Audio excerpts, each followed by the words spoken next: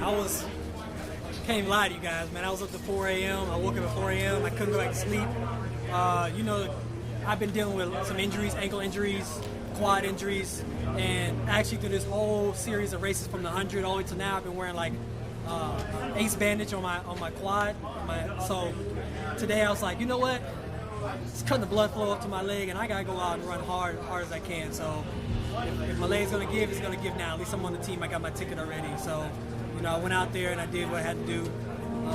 My coach said before I went out there into the call room, he said, "Get out," meaning get out of the blocks and stay out. So I came off the curve in front, and my eyes got big, and I just kept running as hard as I could.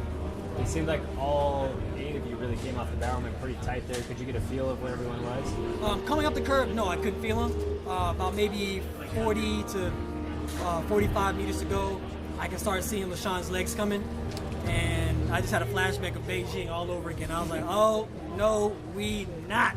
And then at the end, I just kept my poise, and I just dove for the line, and I was able to come out with another gold around my neck.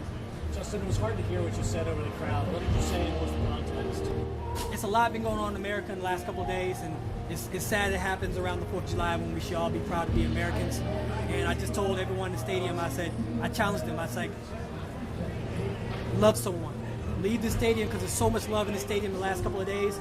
Take that love with you and just give it to somebody you never loved before, and just go up to them and say, hey, I love you for being an American. And we need that as Americans. And when we overseas, sometimes you don't see an American flag except maybe sometimes you see one American flag. And those people holding that American flag are so proud to be Americans.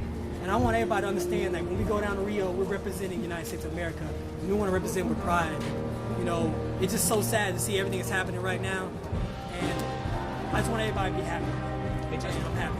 Just what do you think of Bernard Lagat? Is that giving you encouragement you can go till 41? I can't hear you. What do you think of Bernard Lagat? Is that giving you encouragement you can go till 41? Oh man, you know, it happened right before my race, and watching him come across the line and him fill up with emotions, it inspired me. I know it was time for me to go.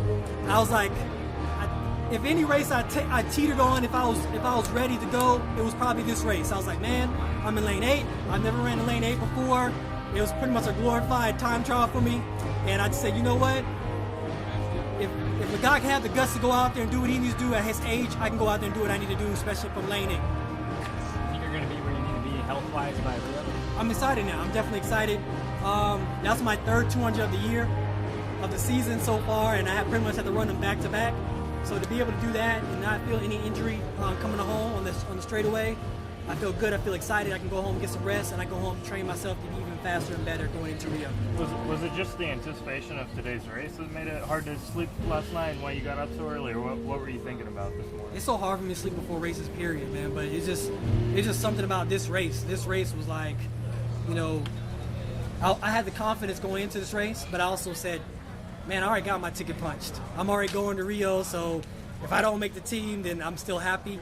But then I said, I can't start thinking that way, because that's the beginning of a downfall when you're not going to really go out there and show your guts and show bravery.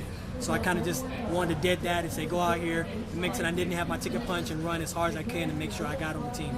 Last question before press conference. Record crowd today at Hayward. How does this crowd compare to when you go to the games? I mean, is this as good as it gets right here?